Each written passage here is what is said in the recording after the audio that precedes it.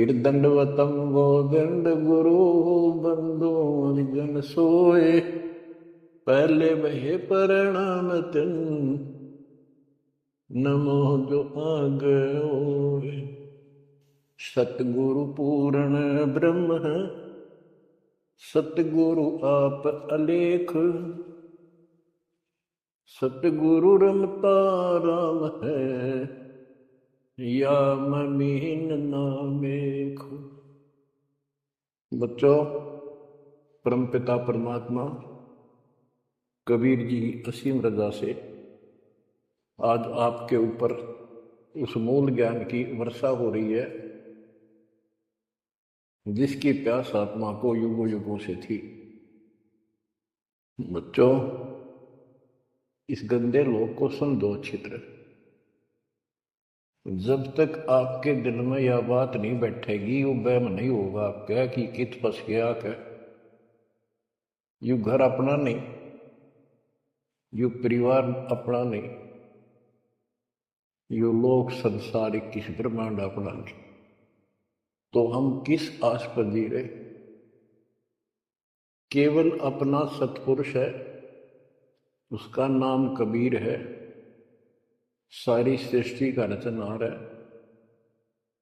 वो सुख का सागर है, हमारा अपना है, हमारा पिता है, हमारी माँ है, हमारा सच्चा साथी सखा है, हमारा वही बंधु भाई है।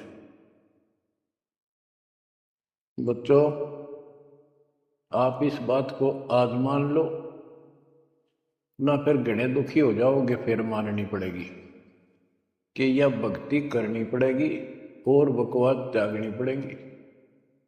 आज शरीर स्वस्थ है, दो रोटी का रोजगार चंगा है,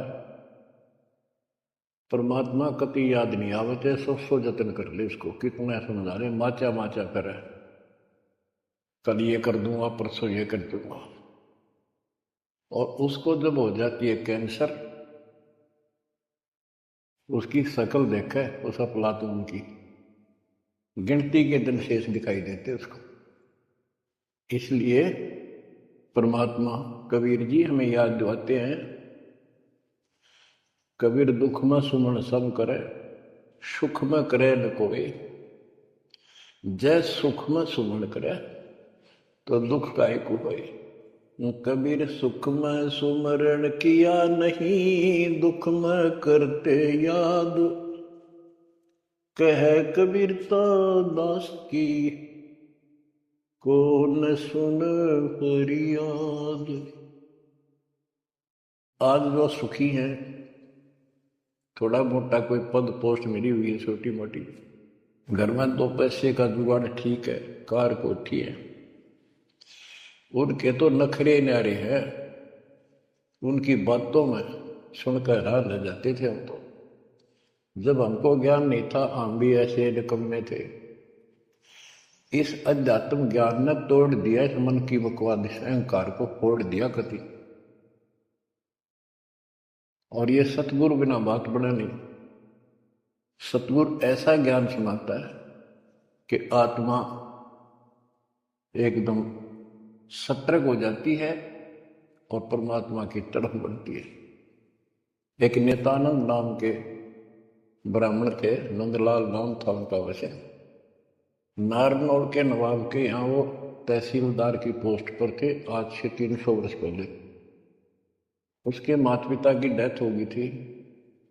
नाना नानी ने उनको पाला, जवान किया, वहाँ नौकरी लगवा दी। उनके नाना जी उस दरबार में पहले से ही नौकरी करते थे। एक तो जाति ब्राह्मण, ऊपर से पोस्ट तहसीलदार। उस समय तहसीलदार, उस समय तो पटवारी भारी होता था। उनको फिर ज्ञान समझ में आया। एक विष्णु जी के उपासक, वैष्णव परंपरा के संत गुमानी दास नारनौल शहर में किसी भगत के अपने सेवक के यहाँ सत्संग करने आए। उनके साथ में ही नंदलाल तहसीलदार का मकान था। रात के समय सुहाना मौसम था, चांदनी रात थी, ना गर्मी थी ना सर्दी थी। छत पर बैठ गया, घूम रहा था, इतने में आवाज आई सत्संग की। और जो संत बोल रहा था एक एक बात, रात के समय साइलेंट होता है सब कुछ, सारी सुनने लगी उसको। तो नंदलाल तहसीलदार जी को भगवान की तड़प पड़ी, क्योंकि उसको चोट बहुत लग चुकी थी। बचपन से माता पिता की डेथ होगी, अनाथ हो गया था। तो ऐसे दुख से गुजरे हुए व्यक्ति को शीघ्र समझ में आ जाती है ये बातें। उसको तड़प बनी, ये संसार कुछ नहीं। आपको सत्संग के कुछ अंश सुनाता हूं पहले। ये संत जो है वाणी तो कबीर साहब की गाते हैं और मार्ग काल का बताते हैं। वाणी ऐसी गजब की है, खींच लेती है आत्मा को, चुंबक जैसे लोहे को खींचता है। लेकिन ये कलम गलत चढ़ाते हैं, इनके पास वो संपूर्ण दीक्षा नहीं। बात यहां बिगड़ गई। और काल ने पूरा लाभ उठा रखा मालिक की अट्रैक्टिव वाणी का। मन तू चल रे सुख के सागर, जा शब्द सिंधु रत्नागर। कोटि जन्म तन भर मत होगे, कुछ नहीं हाथ लगो रे। कुकर शुकर खर बया गोरे, कौवा हंस बुगारे। मन तू चल रे सुख के सागर, जा शब्द सिंधु रत्नागर। कोटि जन्म तू राजा के ना, मिटी न मन की आशा। भिक्षुक होकर दर दर आंडा, फिर मिला न निर्गुण रसा। मन तू चल रे सुख के सागर, जा शब्द सिंधु रत्नागर। इंद्र कुबेर ईश की पदवी, ब्रह्मावण धर्मराया। विष्णुनाथ के पुर को जाके, फिर भी उल्टा आया। मन तू चल रे सुख के सागर, जा शब्द सिंधु रत्नागर। असंख्य जन्म तन मरत्या होगे, जीवित क्यों न मरे रे। असंख्य जन्म तो है मरता होगे, जीवित क्यों न मरे रे।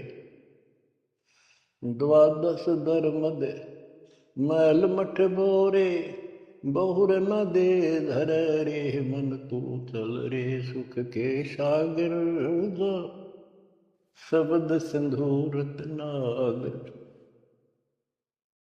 दोजक भिष्ट सभी तह देखे, राजपाट के रसिया।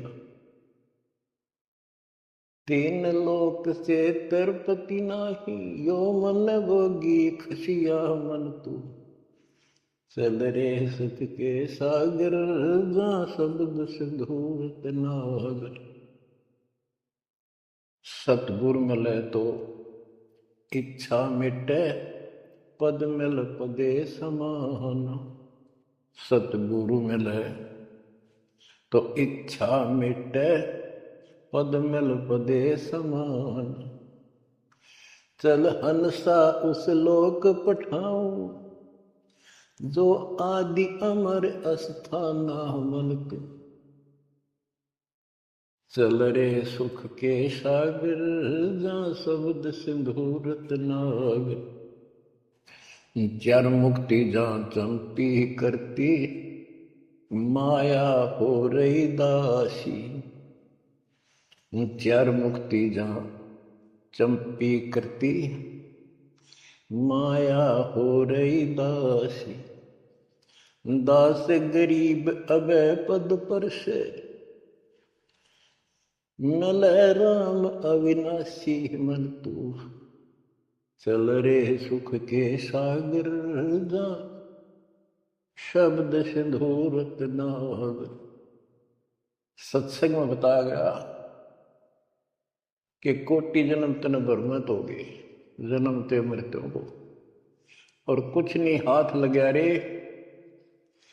कुकर कुत्ता, शुकर सुअर खरगदा, कौवा और बुगला, ये सभी यानी 84 लाख प्रकार के प्राणियों की योनियां शरीर में तुमने दुख उठाए।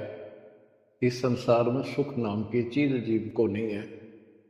कोट जन्म तन भरमत हो गए, कुछ नहीं हाथ लगा रे। आज सेठ है, सारा कुछ धन है, कार कोठी है, और समय आ गया जान का, सेकंड भी ना लागण दे, 1 सेकंड तुरंत उठा कर यम के दूध पटक देंगे धर्मराज के आगे। अब के हाथ लग गया, सारा जीवन खो दिया, कति कर्म बिगाड़ लिए, और आगे पल्ला झाड़ के जा खड़ा नरभाग। ये सपना टूटते सारी बात समझ आ जाती, सारा सोपन थायो, ना कोई बेटा अपना था, ना कोई बेटी अपनी थी, ना या कार, ना कोठी अपनी थी। अपना जो काम था वो तो स्टार्ट भी ना किया मूर्खा। बच्चों वहां बहुत बार रो लिया हम दस जाकर।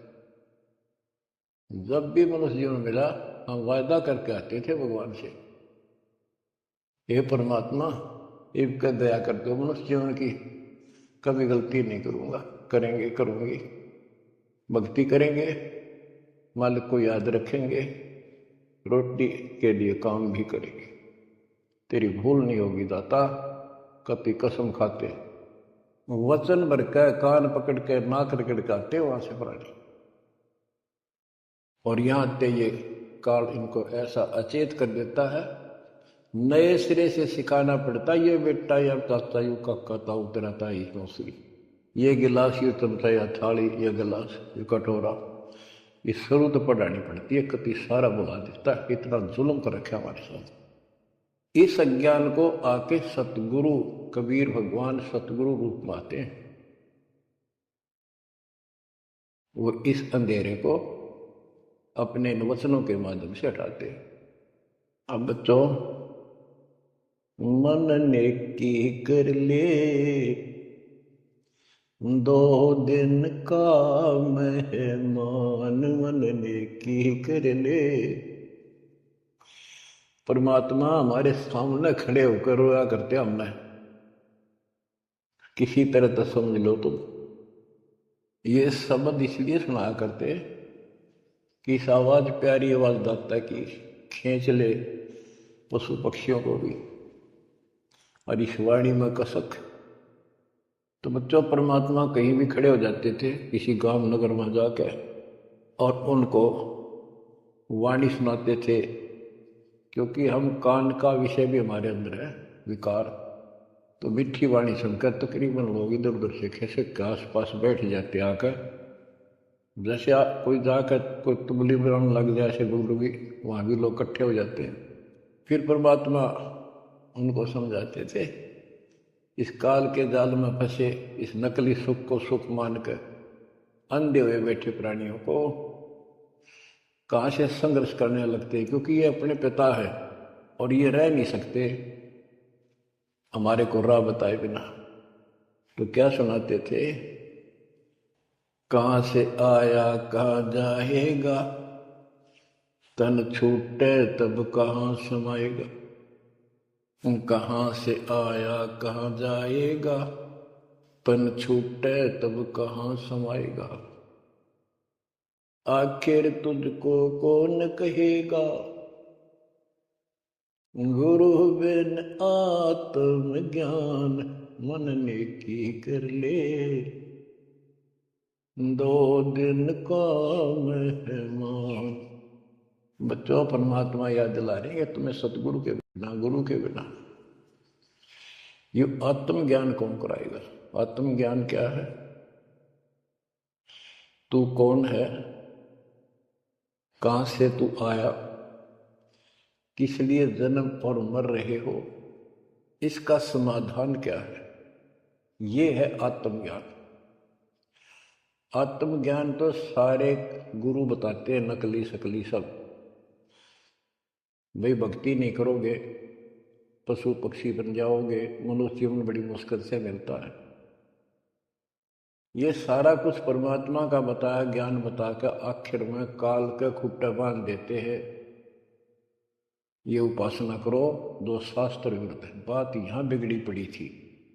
तो बच्चों फिर कहते ये तो आत्मज्ञान होगा। कबीर सतगुरु बताता आत्मज्ञान, तुम सतलोक में रहते थे, वहाँ किसी चीज का कष्ट नहीं था, कोई दुख नहीं, कोई रोग नहीं, कोई शोक नहीं, कोई जन्म नहीं, कोई मृत्यु नहीं, सदा सुखी। यही सृष्टि ऐसी क्योंकि एज इट इज है। ऐसे गांव बसे हैं, ऐसे बाजार लगे, बाग बगीचे कदम कदम पर सुंदर तरीके से लगे हुए एक पंक्ति के अंदर गजब के। तो उसको छोड़ के तुम इस काल के जाल में फंस गए। अब ये तुम्हें मूर्ख बनाए बैठा है, उस घर की कति खबर मिटा दी, नामो निशान खत्म कर दिया। आत्मज्ञान ये है, तुम या कष्ट उठा रहे हो जन्म मृत्यु के, इसका समाधान है पूरा सतगुरु हो, उसे दीक्षा लो, फिर डट कर भक्ति करो, मर्यादा का पालन करो। ये तो है आत्मज्ञान। परमात्म ज्ञान क्या है? परमात्मा कौन है? ये श्री कृष्ण जी को भगवान बताओ, विष्णु और शंकर को भगवान बताओ। इनका परमात्म ज्ञान खाक है, परमात्म ज्ञान है नहीं। आत्मज्ञान ने के चाटांगे फिर। गरीबदास जी कहते कूप की छाया कूप के माई, ऐसा आत्मज्ञाना, या से परे परम पद वा का भेद न जाना। आत्मज्ञान तो ऐसा है जैसे कुएं की छा कुएं तक है, बाहर उसका कोई यूज नहीं। इसका मतलब है कि जिस ज्ञान पर ये आत्मज्ञान बताते हैं परमात्म ज्ञान है नहीं, वो तो इस काल के कुएं में अंदर ही गिरे रहेंगे, यही कष्ट उठाएंगे। ये साधना गलत बताते हैं, उनकी पोल खोल रखी है वैद्य के अंग में, जैसे काला पुष्मा। बच्चों फिर बताया जाता है कि कोट जन्म तन मत हो गए। परमात्मा जगह जगह खड़े होकर रोया करते थे हमारे लिए, और कुछ आकर्षित भी होते थे। कोयल के बच्चे तो लाग ही जाते हैं, वो डटते ही नहीं, उनको तुरंत प्रभाव हो जाता है, सचमुच भक्ति करनी चाहिए। इस प्रकार मान लेके 64 लाख से हो गए थे 700 साल पहले। इस ज्ञान को तो सिर्फ इतना सुनते थे कि सचमुच जो कह रहे बात सच्ची है, मर जावांगे। ये वाणी ऐसी सीधी फोड़ देती है आत्मा के मैल को, फिर सुख होने शुरू हो जाते थे दाता का नाम लेते ही, इसलिए चिपकते चले गए। दाता भी चाहते थे, परमात्मा भी, कि इनका अपनी कलम चढ़ा दूं एक बार बस, इन पार तो होना नहीं। कलम चढ़ा गए दाता उस समय 64 लाख का। वो 64 लाख कुछ भक्ति करी उन्होंने बहुत अच्छी, परमात्मा काफी संग रहे। फिर जब देखा कि अब इनको ज्ञान नहीं है और ज्ञान बिना मुक्ति हो नहीं सकती, जब तक पूरा ज्ञान नहीं होगा ये डट नहीं सकते, दो काम हो जाते हैं, तीसरा नहीं होता है, तो फिर वो झाड़े लुआन चले जाते। ये स्थिति होगी थी वहां। तो एक झटका दिया था, परीक्षा ली थी, सारे विमुख हो गए। जब परमात्मा ने हाथी पर बैठकर गंगा जल बोतल में भरकर, जैसे शराबी शराब पिया कर, एक वैश्या, प्रसिद्ध वैश्या जो परमात्मा की शिष्या हो चुकी थी और अपने धर्म कर्म को ठीक कर रही थी, लेकिन उस समय भी उसको वैश्या की फीत ही थी समाज की दृष्टि से। उस लड़की को हाथी पे बैठा के उसके कंधे पर हाथ धरकर भगवान, और वो पानी गंगा जल पी रहे थे, उस हाथी को बाजार के बीचों बीच घुमा दिया। जो भी देखा वो एक, देख लो भाई दुल्हा बड़ी बड़ी बात बनाया करता कबीर, शराब पीवे और वैश्या को साथ लेकर घूम रहा है। उनके शिष्यों को लाओ, बुला बुला के देखो, हम तो पहले कहा करते पाखंडी आदमी, अपनी आंखों देख लो, सरियाम वैश्यावृत्ति करता घूम रहा, शराबी कवाबी है ये। जो भी देखे वही कहते मैं तो कभी कभी जाया करता, मन तो जाना छोड़ रखा है मैं तो उसके साथ चला गया था एक बार। ऐसे 64 लाख भगवान से विमुख हो गए। सतगुरु भी चाहते थे ये बोझ सिर तो पड़े, अब ये समझ नहीं पा रहे, गरीब बड़ुआ बड़ुआ सबक है, कोई न जाने खोजे। दास गरीब कबीर करम, बाटत सिर का बोझ। कि उस लीला को कोई नहीं समझ रहा था, वो तो अपने सर का बोझ, ये पूरी आस्था थी नहीं उन शिष्यों की, इसलिए इनको पटक रहे हैं, ठाक सर पर अपना बोझ हल्का कर रहे हैं। बच्चों, गुरुद्रोही नहीं बने तुम उस समय, सतगुरु विमुख हो गए। तो कबीर साहब कहते हैं, सतगुरु विमुखा युग युग रोवे, मानुष जन्म पाकर खो। सतगुरु संगत छोड़ के लाख वर्ष जबकीन, इंद्रिय कर्मना मोक्ष हों रह काल के आती। इसके लिए बहुत से प्रमाण आपको दिए गए हैं। जैसे राबिया सतगुरु विमुख हुई थी, गुरुद्रोही नहीं हुई थी वो। 4 साल दाता ने कितनी मेहनत करके उस बेटी के लिए, फातिमा के लिए, उनकी भेड़ बकरियां के बीच में बैठ के उस बदबू में उस प्यारी आत्मा को दर दर में फंसी पड़ी थी। राबिया को ज्ञान सुनाया, बेटी अल्लाह खुदा की भक्ति करनी चाहिए, यह जीवन थोड़ा ही है, इसमें कभी भी मृत्यु हो जाएगी, फिर पता नहीं कहाँ जन्म होगा। कई दिन लगातार ये बात करते करते लड़की कहती थी कि महाराज हम इबादत करते हैं, नमाज करते हैं, सारा कुछ करते हैं। उसका सारा अंधेरा हटाया, लड़की का समझ में आ गई, सृष्टि रचना बताई। 4 साल भक्ति करी और कोई साथी था नहीं, दूसरा भक्त भाई बहन इस मार्ग के बताने वाला। समाज के प्रभाव से परमात्मा वाली सत्य साधना छोड़ दी, क्योंकि सत्संग ना सुनने से इस तरह मैल आवेगा, ये भूल जरूर पड़ जाती है। क्योंकि गलत बताने वाले तो सारा समाज, सारा वही साधना सब कर रहे थे, तो वही अपनी साधना करने लगे। लेकिन प्रेरणा इतनी होगी थी कि शादी नहीं कराऊंगी, मोक्ष पाऊंगी, सारा कुछ हो गया था। लेकिन माता पिता को टेंशन होगी कि लड़की को घर पर नहीं रख सकते, तो कह दिया बेटी या तो निकाह करा ले, नहीं तो अब दोनों मराएंगे। लड़की ने विचार कर लिया कि माता पिता की हत्या का दोष मुझे लगेगा, इसलिए यस कर देती हूँ, अपने पति से बात करूंगी।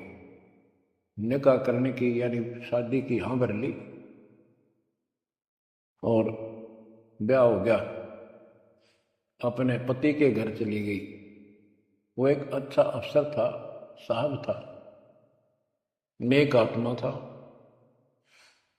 राबिया ने स्पष्ट कर दिया, बात सुनो मेरी, मैं भक्ति करना चाहती हूँ और मैं संतान उत्पत्ति नहीं करूंगी। अगर आपने जोर जबरदस्ती कर दी तो मैं फांसी का आकर मरूंगी, ये फाइनल सुन लो। उसके पति ने कहा कि एक बात बता राबिया, जब निकाह हुआ आपने स्वयं कबूल किया था, मैं निकाह कबूल करती हूँ। मुसलमानों के अंदर एक विशेष बात है कि लड़का लड़की चाहेंगे तो ब्याह होगा, ना हुआ नहीं। तो तेने उस समय कबूल क्यों किया था? राबिया बोली, मेरी मजबूरी थी, समाज का दबाव था मेरे माता पिता पर।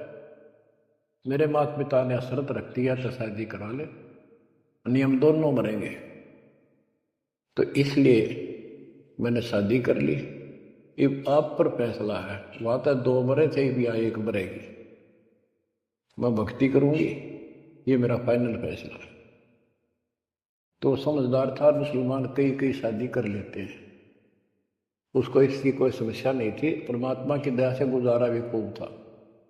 वो बोला, राबिया बात सुन ले, जैसा समाज का दबाव तेरे ऊपर था, तेरे माता पिता पर, ऐसा समाज मेरा भी है, और यहाँ मुझे भी जवाब देना भारी हो जाएगा अगर तू इधर उधर जाओगी। तो जाइए भक्ति के लिए, इसलिए घर में रहेगी, मेरी तरफ से मेरी बहन होगी, संसार की दृष्टि में मेरी पत्नी बनकर रहना होगा। राबिया ने कबूल कर लिया, यस कर दी, उसने अपने और विवाह करा लिया।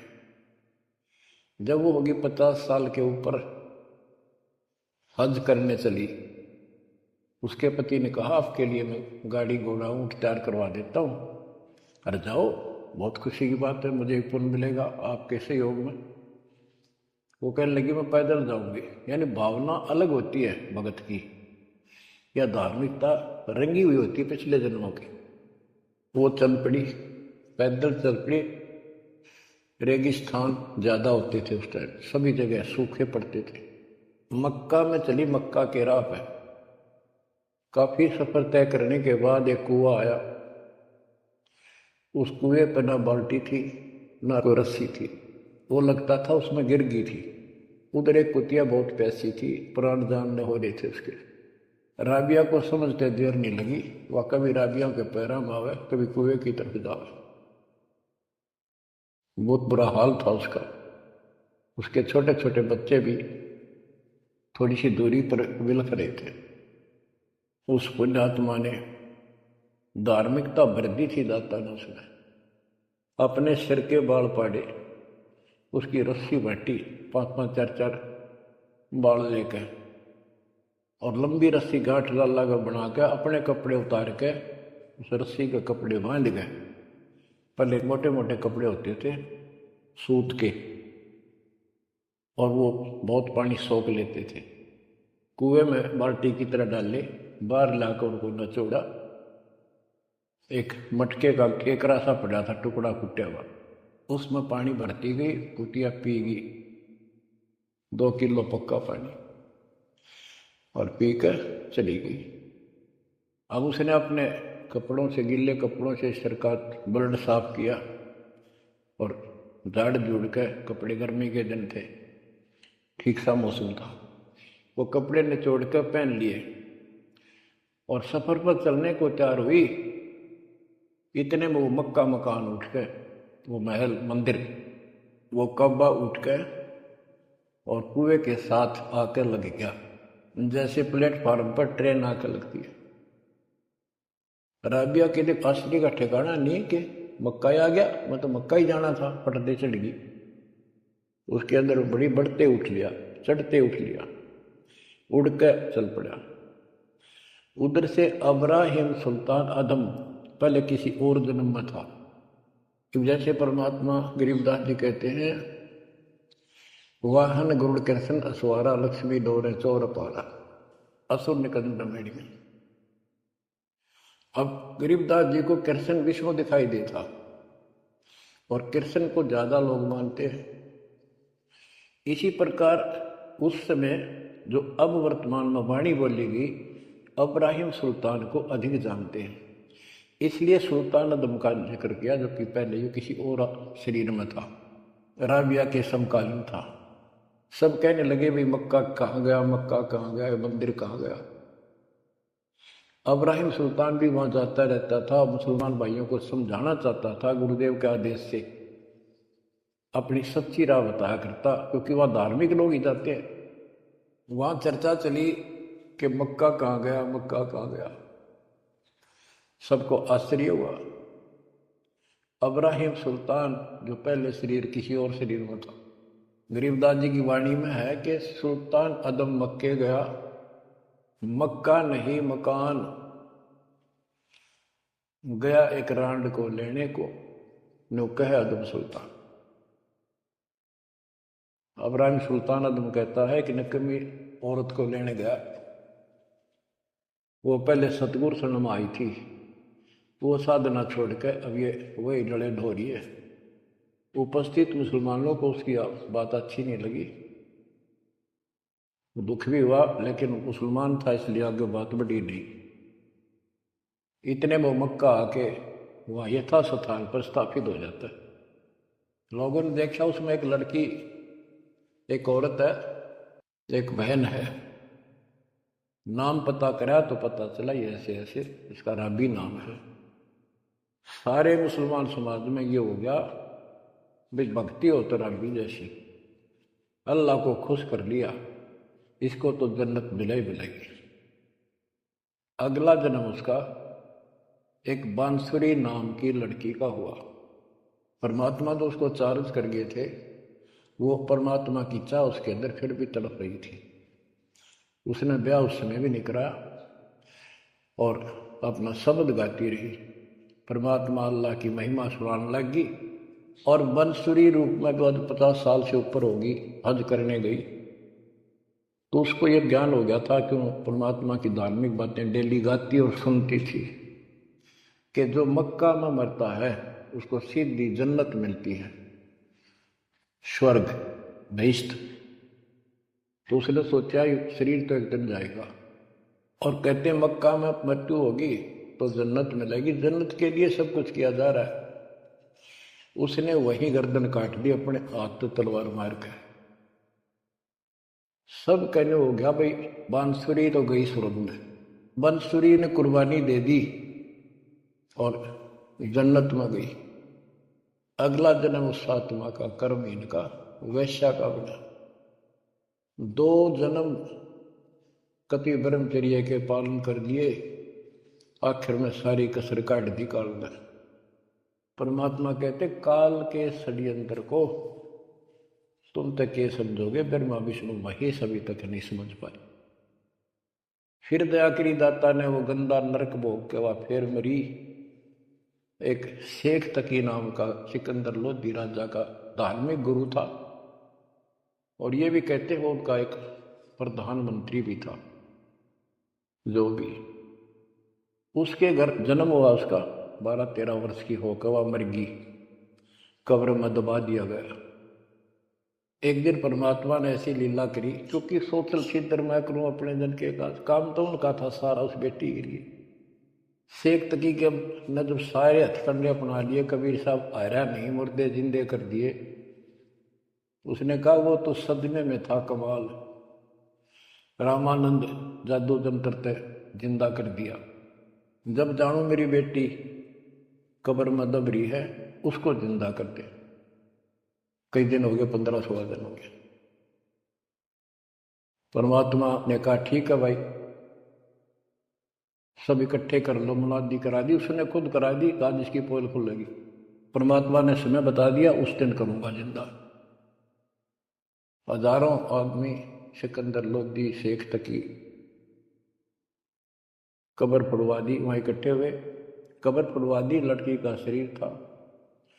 तो परमात्मा ने कहा शेख तकी तू कोशिश कर ले, कदे 5-6 नंबर बनावे, और कहे या सदमे में थी। दूसरे बोले जी अगर ये इस तरह कुछ इल्म होता, अपनी बेटी ने कौन कब्र में दाबे मिट्टी में, आप दया करो। कबीर साहब ने कहा हे शेख तकी की बेटी जीवित हो जा, नहीं हुई। दूसरी बार कहा यही, नहीं हुई। शेख तकी ने बगड़ा पा दिया, नाचन लग गया कि डोंगी की पोल खुल गई, देख लो। कहूँ था ना मैं, कभी मुर्दे जिंदे होते हैं, ये तो कयामत के समय होते हैं। तब परमात्मा बोला डट जा बंडेले, रुक।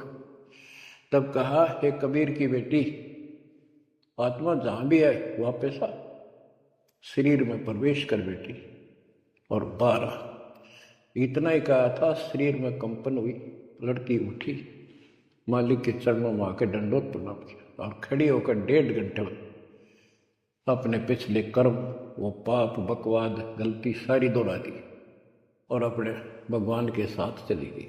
परमात्मा ने कहा जा बेटी अपने पिता के साथ, शेख तक के साथ। लड़की बोली मेरा बाप आप हो। इनका भी इतना संस्कार था, इन दाग दी माटी में। अब इनका मेरा कोई संस्कार नहीं था। आगे मेरा पशु दुनिया में जाने का नंबर था, और ये भगवान वहां गए धर्मराज के दरबार से मुझे बाई फोर्स ले। तो बच्चों कहते गोरख से ज्ञानी गणे सुखते जति जिहान, सीता सी वो वारिया दूर संत स्थान। ये बड़े बड़े लतीफेदार भाषण करते हैं, सत्संग सुनाते हैं। कहते बीजक की बात कह बीजक ना ही हाथ, पृथ्वी डोबड़ उतरे कह मीठी बात। बच्चों प्रसंग चल रहा था सत्संग का, सतगुरु विमुखा युग गुरु है। तो इसी प्रकार हम सतगुरु विमुखा हुए, जब आज तक रो रहे हैं। हमारा वो कुछ भक्ति करा कर चार्ज कर गए थे, जिस कारण से अपने को मनुष्य जीवन मिलते हुए आ रहे हैं, और भक्ति की चाह भी है, या गलती फिर न दोहराई। अब नित्यानंद का जो प्रसंग था उस पर आता हूँ। और सत्संग चला के कोट जन्म तन भ्रमत हो गए, कुछ नहीं हाथ लगा रे, कुकर शुक्र खर बैग हो रहे, कहू वाहन सुबह कोटि जन्म राजा की ना। महावीर जैन जैन धर्म के 24वें तीर्थ कर राजा बने, महाराजा बने, स्वर्ग में देव बने, फिर कुत्ते गधे सुअर बने। खाक है फिर के चाटो देव पद न गधा बन गया आखिर। इंद्र कुबेर इसकी पदवी, श्री ब्रह्मा विष्णु महेश के पद पा चुके, इंद्र तक की पदवी पाई है और फिर यही भटक रहे हैं। दो जग भीष्ट सभी तय देखे, स्वर्ग नरक सभी धक्के खा चुके, भटक चुके हो राजपाट के रसिया। तीन लोक से संतुष्टि नहीं है, ये मनभोगी खसिया। कोई एमएलए बन जाए, सरपंच बने, मन में आता चेयरमैन बनो, चेयरमैन भी बन जाता है, वे एमएलए में बात बने। मर पड़ का एमएलए कभी बन जाता है तो सोचा मंत्री बनो जब बात बने। एमएलए में कोई नहीं पूछता, मंत्री यूं सोचता है चल तो मुख्यमंत्री गया, हम तो टाइम पास कर रहे। मुख्यमंत्री बनने के बाद उसकी तड़प हो जाती है प्रधानमंत्री बनूं तो बात बने। वो बनेगा कि ना बनेगा, इतना मृत्यु हो जाएगी, फिर गधा बनेगा। बच्चों तीन लोग क्षेत्र पतना ये मन भोगी खसिया। सतगुर मिले तो इच्छा मेटे, पद मिल पदे समाना, चल हंसा उस लोक पठाऊं जो आदि मनस्थान। कि सतगुर मिलेगा तो इन बकवादों से मन हटाएगा और कहेगा चल हंसा उस लोक पठाऊं जहां कभी मृत्यु नहीं होती। चार मुक्ति जहां चंपी करती, माया हो रही दासी। यहां चार मुक्ति प्रमुख मानी गई है और ये थोड़े से थोड़े समय की होती है। जैसे शाह लोक, जिस देवता की भक्ति करे उस देवता के लोक में चला जाएगा। शाह रूप उस देवता का रूप जैसा बनाकर वहां रहेगा, सामीप्य उस अपने देवता के साथ समीप रहेगा। तो इस प्रकार की चार मुक्तियां, लेकिन रहेंगे कितने दिन, उसका समय सीमित होता है। वो चारों मुक्ति भी नष्ट होती है, वो भी हाथ से चली जाती है, फिर कुत्ता गधा सुअर बनता है और वहां सदा रहेंगी ये सतलोक में। हाय हाय। चार मुक्ति जा चंपी करती, माया हो रही दासी, दास गरीब अब पद पर से, मिले राम अविनाशी। के चार मुक्ति जा चंपी करती यानी चरणों में पड़ी रहेंगी, सदा के लिए भगवान के साथ रहेंगे। और इस धन संपत्ति की वहां कमी नहीं, भरे पड़े हैं खजाने आपके। दास गरीब अब है पद पर से, वहां कभी भय नहीं किसी चीज का, मौत का भय। सबसे बड़ा डर यहां मौत का है, वो जाते खत्म होगा। दास गरीब अब है पद पर से, मिले राम अविनाशी। ब्रह्मा विष्णु महेश नासवान, ब्रह्म नासवान सरपुरुष, अक्षर पुरुष ये नासवान, देवी नासवान और देवताओं की जिक्र के कुछ। गीता प्रमाण देती है दूसरे अध्याय के 12वें श्लोक में, चौथे अध्याय के 5वें श्लोक में और 9 में और 10वें के 2 में। गीता बोलने वाला इनका ब्रह्म कहता है काल कि तेरे मेरे बहुत जन्म हो चुके हैं अर्जुन, तू नहीं जानता, मैं जानता हूं, आगे भी होंगे। मेरी उत्पत्ति हुई है, ये देवता नहीं जानते। तो बच्चों वो अविनाशी राम दूसरे अध्याय के 17वें श्लोक में कहा है, 18वें के 40 में, 18वें के 61 और 62 में और 15वें अध्याय के 17वें श्लोक में बताया। उत्तम पुरुषत्व परमात्मा इति उदारते, यह लोक तरम आविश्य वृत्ति अवेश्वर है। ओ अविनाशी भगवान मिलेगा वहां पर। कबीर साहब कहते हैं यहां भी तुम जब तुझे राजपाट भी चाहिए हमारा इधर ले जा। यहां राजपाट कैसा देंगे आपको, और संसार के लोगों से ज्यादा सुविधा देंगे परमात्मा। और कहते हैं जिसके मन में परमात्मा की भक्ति है तो फिर के इंद्र का राज, उसको कभी नफरत हो जाती है उस राज से तो महाराजा बन जाता है। और यहां सुख देंगे परमात्मा कहते हैं माया दासी भगत की संत की, उभे दे आशीष, बरती और लातों छिड़ी, सुमर सुमर जगदीश। कहते इतना धन दे देगा बंदी छोड़। कि खाइयो खर्चियो खूब धर्म भलाइयो। माया दासी संत की उभय दे आशीष, दोनों तरफ से आशीर्वाद देगी। खाओ खर्चो और दान करो। और बरती और लातों छिड़ी, कबीर साहब कहते हैं सुमर सुमर जगदीश। सुमर कौन सा जगदीश? वो सच्चा नाम, सच्ची भक्ति, सतपुरुष कबीर साहब की भक्ति कर करके। अब नित्यानंद ये सारा सत्संग सुन रहा था। ये क्या करते हैं, बात तो सुनाओ सतलोक के मिलती जुलती, अध्यात्म ज्ञान भक्ति विष्णु तक की। अब नंदलाल पंडित जी ऊपर से तहसीलदार, 2 मरोड़ इकट्ठी। उसने सोचा यहां जाऊंगा संत के पास तो नगरी के लोग क्या कहेंगे, ब्राह्मण और तहसीलदार या किसी के घर में आकर संत के चरणों पड़ा। काल ने तक कई रास्ते रोक रखे हैं। तो उसको पता चला कि महात्मा का डेरा है यहाँ नारनौल से 2 किलोमीटर दूरी पे। संत चले गए। अगले दिन, उस दिन तक खूब विचार किया। सुबह सुबह घोड़े पर बैठकर, जो सरकार की तरफ से मिलता था उनको, आश्रम में चला। संत जी शर्त को उस तरह फिरवा रखा था और सुबह सुबह इजी मूड में घूमने के लिए उसी रास्ते आ रहे थे जिस रास्ते नंदलाल जा रहा था तहसीलदार जी। अब ये ब्राह्मण उस टाइम सारे सोन को सोन घड़ी मान्या करते। उसने सोचे देख यो मन उस बाल कटवा के आगे आ गया मेरे, और मैं कितना अनमोल काम करना चाहूँ था, आज गुरु बनाना चाहूँ था, अपने जीवन का सौदा करना था। यो कसोन हो गया, कुसोन अपलक्षण हो गया। तो उसने अपने मन में सोच लिया इसके टोले मार दे 2 शर्मा उड़ी, यो कसोन मिट जाएगा। हम भी पहले क्या करते ना, बच्चे थे जब, के झूठ बोला पाप लगेगा, न बोला उंगली पर उंगली धरकर बोली थी, वो ना लगा पाप। ये अपनी बनावटी बातें थी, उंगली पर उंगली चढ़ा ली थी, इसलिए पाप ना लग गया कर। तो उसने इस दृष्टिकोण से उस महात्मा के शर्म ने उल्टी उंगली है टोले मारे 3-4 और बोला रनर भाग मनहूस तेना आज मेरा गाना था, आज मैं गुरु बनाने जा रहा था, अपना जीवन का सौदा करूंगा। अब वो संत जी हैरान रह गया, पढ़ा लिखा दिखा है, घोड़े पर सवार कोई अफसर होगा और ऐसा व्यवहार कर दिया। अच्छा उस्ताद, संतों के साथ ऐसे व्यवहार करनी बहुत मिला करें, ज़्यादा माइंड नहीं करते हो। चला गया। आश्रम में पहुंचा तो घोड़ा पर उतर कर एक वृक्ष के बांध दिया। तो भगत वहां उपस्थित थे, वो आए, भाई बड़ा अफसर आ रहा है कोई। प्रणाम किया। उन्होंने पूछा संत जी कहाँ पर है? मैंने दीक्षा लेनी। वो बोले जाओ बैठो। आदर से बैठा दिया। जहाँ आसन लग रहा था उसका आगे बोरी ही बिछा रखी थी कि बैठ जाओ, स्नान करके ही आऊंगे, घूमन फिरन जा रहे, सैर करके नहा कर ही आ जाए। आधे घंटे में घूम फिर कर नहा कर महात्मा जी आसन पाए।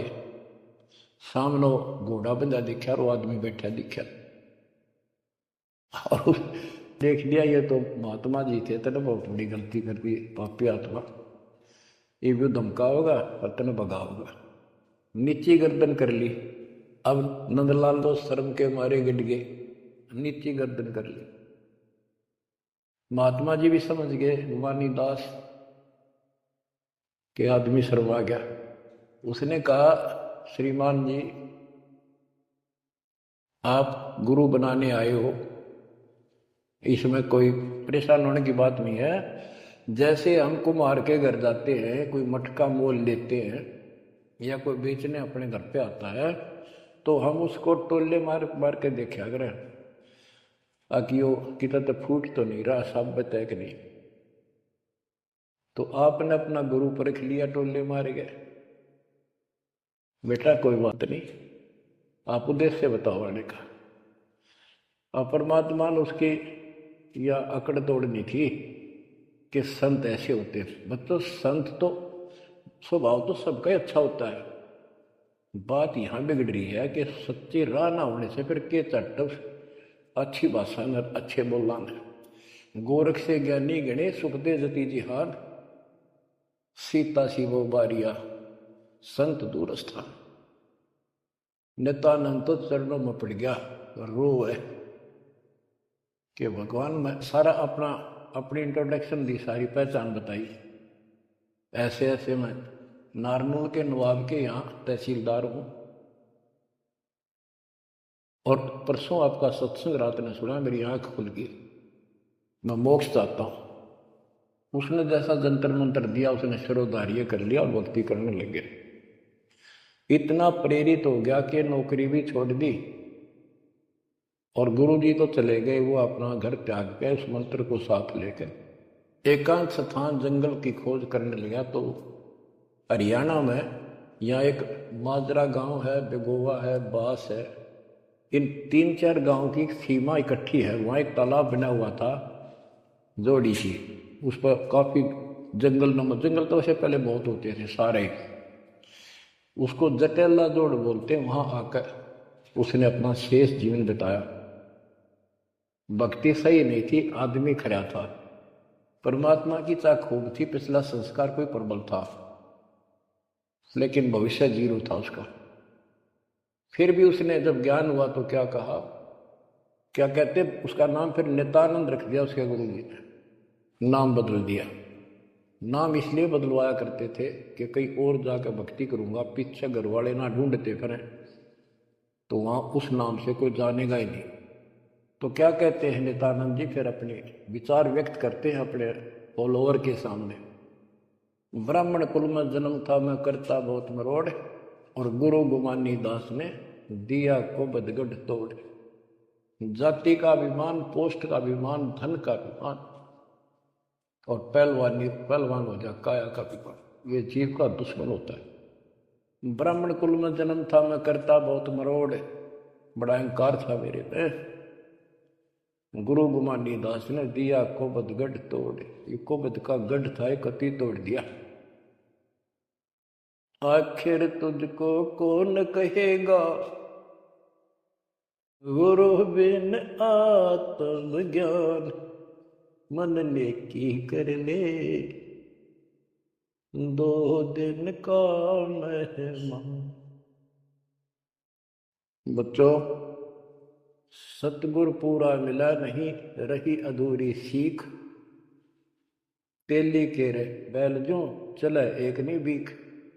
पूरा सतगुरु ना मिलने से इतनी पुण्यात्मा फिर कर्म फोड़ कर चली गई, स्वर्ग तक गई, फिर जन्म लेगी। उसने तानंद किया। दोस्तों, ये सारा कुछ निष्कर्ष देकर दास आपको, हीरे मोती लालों को आपकी पहचान बताना चाहता हूं कि तुम क्या प्राप्त कर चुके हो, आपकी कितनी अच्छी किस्मत, कितना गुड लगा। आँख खोल लो, मैं कोई बालक नहीं, कोई डूम बाट नहीं हूं, मैंने कोई स्वार्थ नहीं तुम्हारे से। आप मुझे अपने दिखाई देते हो, आप मुझे भगवान के बच्चे दिखाई देते हो, मुझे अपनी नौकरी खरी दिखाई देती तुम्हारे कारण। मैं अपनी ड्यूटी पूरी करूंगा, भगवान का दोषी नहीं रहूंगा। मेरी उम्र देख लो, आपके लिए भौंक रहा हूं, कुत्ता हूं परमात्मा का, गुरुदेव का। जागो थारी भला, ना जागो थारी मर्जी। आशा करता हूं जागोगे, सतभक्ति पर लागोगे, इस गंदे लोक को त्यागोगे, सतलोक में जाकर स्थान पाओ। परमात्मा आपको मोक्ष दे, सदा सुखी रखे। सत साही।